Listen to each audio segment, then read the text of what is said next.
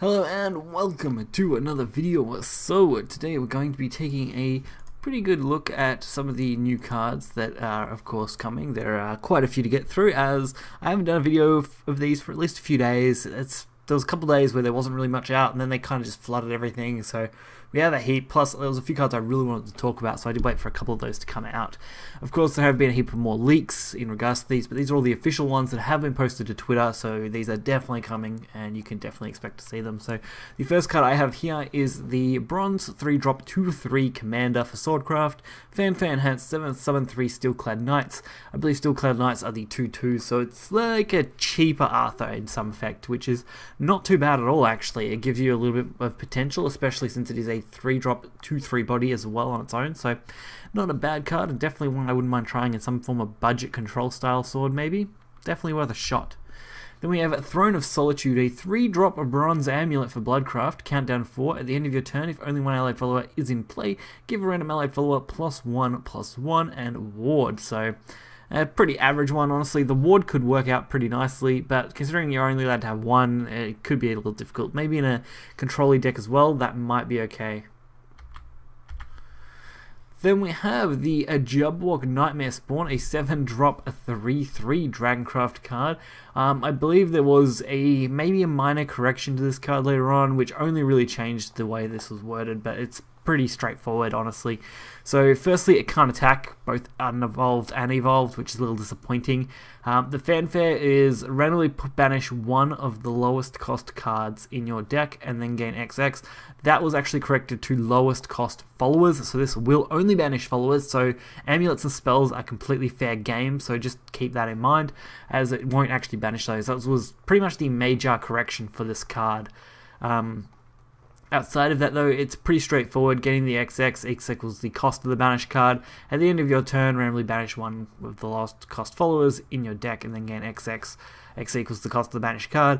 At the start of your opponent's turn, if this follower has at least 10 attack, meaning you would have to banish a minimum of a 3 and 4 drop to get this thing to go off, then you will get the deal 5 damage to a random enemy follower. If no enemy followers are in play, deal 5 damage to the enemy leader instead. Basically, the pretty standard Java kind of attack, or Java, however you want to pronounce it, either way. Basically just standard. I don't think this is a great card. I feel like it might be an okay deck thinner, but outside of that, it's really lacking anything big and substantial to it, which is a little disappointing. I mean, it could work as a deck thinner in the late game, but considering it has can't attack and its stat line, unevolved, is easily banishable, it's a little disappointing.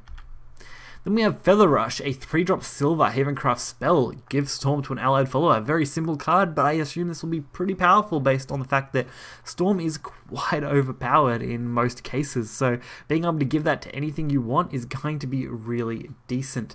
So the biggest thing to think about, of course, is going to be that you can pretty much abuse this to an extent.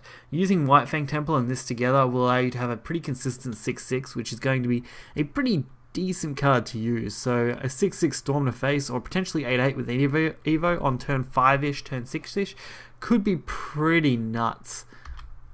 Then we have Serpent Drake, a 3-drop 3/2 Dragoncraft card. Nothing too shocking there. It is a pretty standard stat line for that. Fanfare Enhanced 8, gain +4/+4, so that makes it a little bit more versatile. And at the start of the opponent's turn, if this follower has been damaged, summon a Serpent Drake. So it's kind of a refilling card, which is not bad. Definitely something I like. Having been damaged, that's definitely going to be a fun one. It should be pretty easy to pull off as well. Being able to get a couple of these out on, say, turn 4 or 5-ish should be fine. Then we have Disdain Rend. So this is where I think this card could combo with the other one previously, to really give you a couple of decent followers. This is a 1-drop gold spell. It's a deal 1 damage to an allied follower, deal 3 damage to an enemy follower. Can only be played, of course, if you have both targets on the board. So not a bad thing, being able to basically kill off a follower and get the effects of the new cards. So definitely a nice one. Can't wait to probably give this card a go in some decent dragon deck.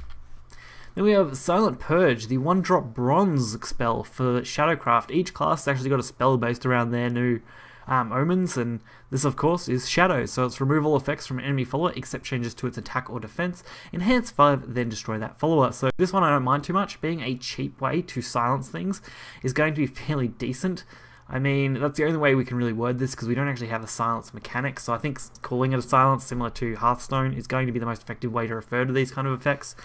Of course, this isn't going to be any good against something like Aegis, just because of the way Aegis' effect is, and this will have no effect on it to begin with, but it's definitely going to be a pretty fun one to use against some of the more awkward things, so I can't wait to at least try it out.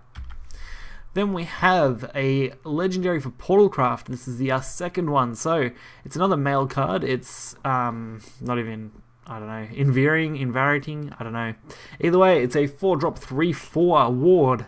I love that. 4-drop 3/4s, some of my favorite stat lines, especially with full Evo stats, and ward really tops that out. It's got invocation at the end of your turn. If at least 10 allied artifacts have been destroyed this match, put one of these from your deck into play. That's pretty okay, honestly, considering you could run just one of this and still be alright. You could even run 3 and it actually still fits a nice curve, so I don't mind this card at all. Its Evo effect on its own is actually pretty decent. Being a ward, of course, with full Evo stats, Evolve put a random artifact that costs 3 play points or less from your deck into play. Since it goes into play, that's even better, being able to abuse that for either more ward or just other more pressuring type cards, especially since you could also use this with Excel and get an artifact with Rush, so that'll be a lot of fun to mess around with. Then we have Vile Torrent. Yeah, I was going to say it was Torment, but it's Torrent. Either way, it's an 8-drop spell for the Shadow, silver drop, so not bad. Summon 3 skeletons, give +1/+1 to an allied follower. Necromancy 4, give +2/+2 to all allied followers instead. This card, okay. This will probably be used in some form of mid-range unlimited Shadow. I don't see this bringing back mid-Shadow to rotation much, not unless there's some other big substantial cards that allow for more board flood in rotation, which currently I don't think we've really seen, as that's really what they're lacking.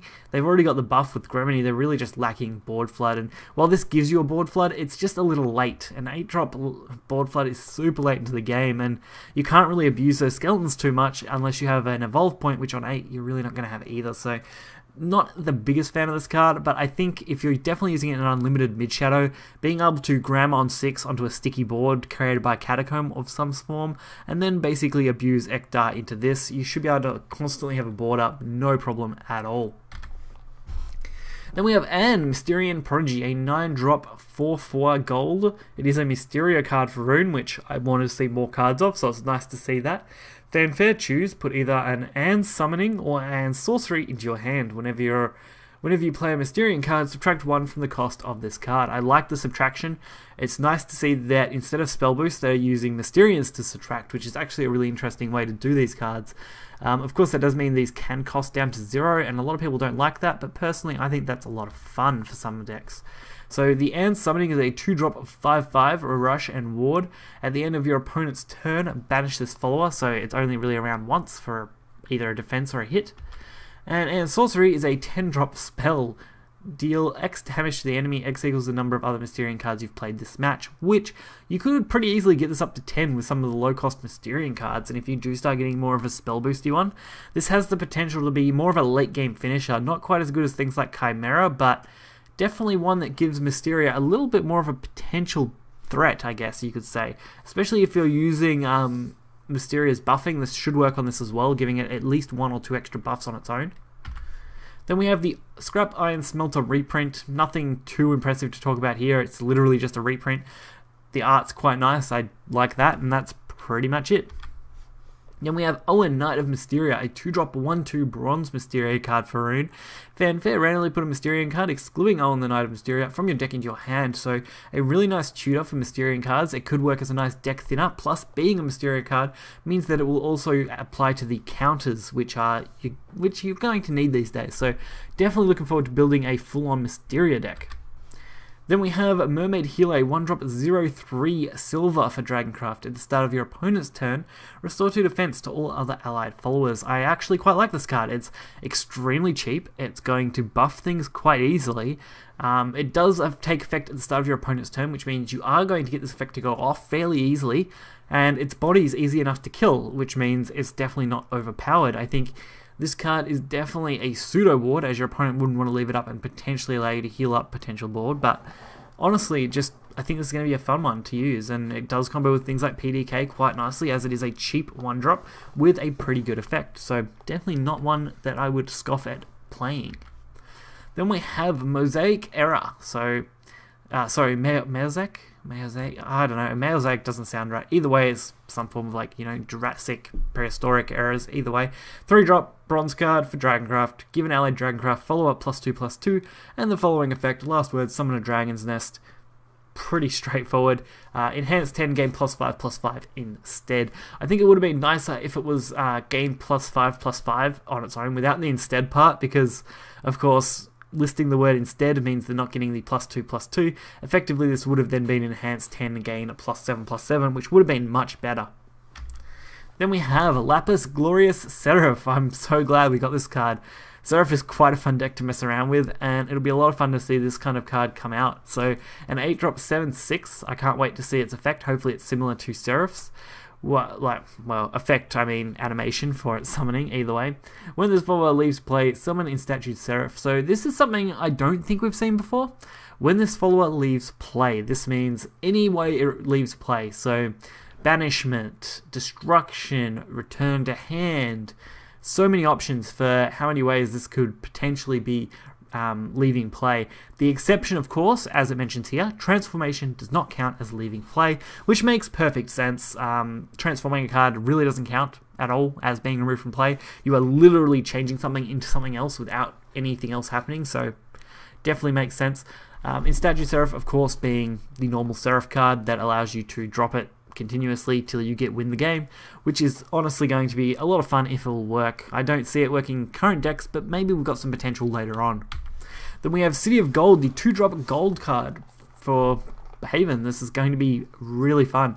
This is probably now one of my favorite cards for Haven, just because it'll be a lot of fun to play, and it has a lot of potential in both unlimited and rotation. So it's got Invocation at the end of your turn if you have at least 2 play points and an allied city at least 2 play points and an allied City of Gold is not in play. Put a City of Gold from your deck into play, and then its standard effect outside of the invocation, whenever you play an amulet, subtract 1 from that amulet's countdown. So it's basically a better candle in every way, shape, and form. So Candle's effect is basically whenever you play an amulet, subtract 1 from that amulet's countdown. It is a bronze, which makes it cheaper, but it's also a 3-drop, so this 2-drop is going to outclass that in almost every way, like straight up every way. The invocation alone means that if you brick for any reason, you have a 2-drop, guaranteed. As long as you play this, you're safe. You're not even really playing this. As long as you have 2 play points left to use, this card comes to your board, as long as, of course, you don't have City of Gold. The only exception is going to be you have to plan, so I would probably run one of these in particular, depending on the deck variant, but I think one of these is safe because, A, you're going to draw it less, which means you're going to use Invocation more. 2, you're going to be able to take advantage of it really well, even if you do draw it, because it is a solid 2-drop option. And 3, it's just a really good card in a variation of Amulet Haven. You're not going to use it in every Haven deck, that's pretty much straight up, but any deck that takes abuse of amulets, particularly Stormhaven in Unlimited, or even just a potential new Stormhaven for rotation, will be pretty nuts with a card like this. Of course, because of the way these cards work, you have to have played the card yourself. It means things like the new Seraph card won't actually be triggered by this card, because they're not played from hand. The old Seraph will, because you play it from your hand, which would be completely fine, but this one in particular won't, and that's a little bit of a letdown because it means you can't combo off it too much. Then we have Unicorn, which is actually a token, I believe. Here we go, Unicorn Knight. This is the one I was looking for. Unicorn Knight is a 2-drop 1/3 silver Havencraft card. Fanfare, choose put either a Unicorn or Unicorn Spear into your hand. So Unicorn's a 6-drop 5/5 silver. Fanfare, restore 3 defense to an ally. It's pretty okay, I don't mind that. And Unicorn Spear is a 3-drop, deal 4 damage to an enemy follower, restore 1 defense to your leader. So this one I actually like quite a bit. Most stat-lined cards are usually 2-drop, deal 3 damage, do something else. Pretty standard. To get a 3-drop, deal 4 damage, where 4 damage is where a lot of 4 play point and 5 play point followers have a really good health margin, can really destroy boards. So it'll be really fun to mess around with something like Unicorn Spear potentially, although it does have to come out of the Unicorn Knight, which does make it slightly worse. But Unicorn Knight does have an okay stat line and can produce a 2 to 3 drop curve really effectively. Then we have Sister Falconeer, the 2-drop 2/2 bronze card for Havencraft. Fanfare, Enhance Force, Summon a Divine Birdsong. This is where something like Golden City isn't going to work again because you're summoning a Divine Birdsong. It's not going to get the trigger, and that's going to be a little disappointing. But it does give a chance for more aggressive Haven decks, more Storm Haven decks to really proc out from the rotation and really just win the game. So it should be a lot of fun to mess around and hopefully be able to build a reasonably cheap but effective Havencraft deck for Storm. Then we have Battlefield Beauty, a 4-drop 3/4 bronze for Swordcraft. It is an officer. Clash, deal 1 damage to a random enemy follower. And that's pretty much it. The stat line's pretty decent. The effect is very average. It is an officer, so you can get some synergy there. But overall, I think for a bronze card here, it's pretty much the average. You wouldn't want it any weaker, but you also wouldn't want it any stronger. So I think it's sitting in that sweet spot for bronze cards. Then we have Tia, Crystalline Noble. It's a 1-drop 1/1 legendary for Forestcraft. Fanfare, put a Crystalline Eve into your hand, change its cost to 3 if you have at least 2 other cards we've played this turn, change the cost to 1 instead if 4 other cards we've played this turn. So this card is, I would say, a little above average. Of course, it's a legendary, so it's still quite a powerful card, but as far as legendaries go, I would say it's just above average for a legendary. Tia was quite a popular one, and I'm really happy to see it get redone. But I'm not sure if I'm a big fan of its effect, which is a little disappointing. So I don't really have too many opinions on Tia. I'm not a huge Forest player. I played a fair bit back when Tia was popular, as it was a pretty fun deck to play back then. Of course, it did abuse Roach quite a bit, but I just don't know how I feel about this card, and I'd have to do a more in-depth look and see how it performs to really give it a full evaluation. Then we have Griffin-backed Guard, a 4-drop 3/4 silver for Dragoncraft. So these 4-drop 3/4s are really popular right now, and that actually makes me fairly happy, as I do like that stat line. So it does have Ward, which is good, and it has Fanfare, gain +0/+3 if Overflow is active, so it can actually be pretty decent even in the late game. So potentially becoming a 3-drop 3/7. Nuts. Absolutely nuts for a Ward, especially for a 4-drop, so really glad to see a card like that exist. Then we have Sagathika. I'm not even pronouncing that right, I am sure. Either way. 6-drop 4/4 bronze, accelerate 3, give +2/+2 to an allied follower. Fanfare, give +2/+2 to another follower. So it's accelerate and fanfare are the same, just a matter of whether you have a body or not. Effectively, it then becomes, I guess you could argue, it's a 3-drop 4/4, which is nuts, but of course you still can't play it till turn 6 anyway with its buff effect, so pretty average, maybe even below average. I suppose the accelerate's decent, could open up potential, but I mean the 6 stat line might be a bit too much. It is neutral though, giving it a lot of wiggle room for decks. I would have liked to see it played potentially, but I don't have much faith in it. Then we have Fairy Circle reprint, so it's pretty standard Fairy Circle, a 1-drop, put 2 fairies into your hand. Nice artwork, I like that. I'm sure I'll get 3 of them. It's a bronze card, pretty much always get all the bronzes anyway, so I wouldn't mind playing it just for the new art.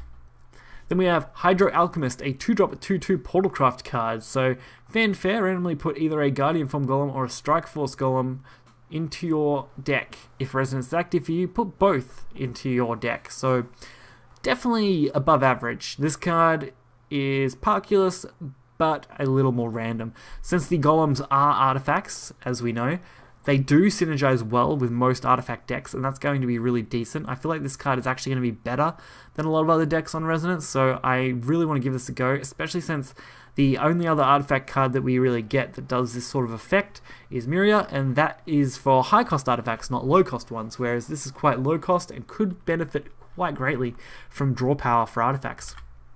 So that was the last card for this video, of course, so hopefully you guys enjoyed it. I know it was quite a long one. I did leave quite a few cards. I was probably going to do this yesterday. Then I was like, oh, I know these few cards will probably be announced in late night. So I thought, we'll push it off. We'll do it tomorrow. We'll get this done. And then I'll put it out for you guys. So we're well over half the set now. It'll be interesting to see what the last few cards are going to be. We have a few more legendaries that we're going to be able to look at. And that'll pretty much be it for the expansion.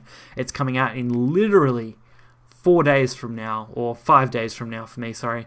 Just depending on time zone issues and stuff. Either way, it's going to be Thursday for me, which is fairly great, so hopefully it'll be a lot of fun, and I'll catch you guys then. So till next time, see ya.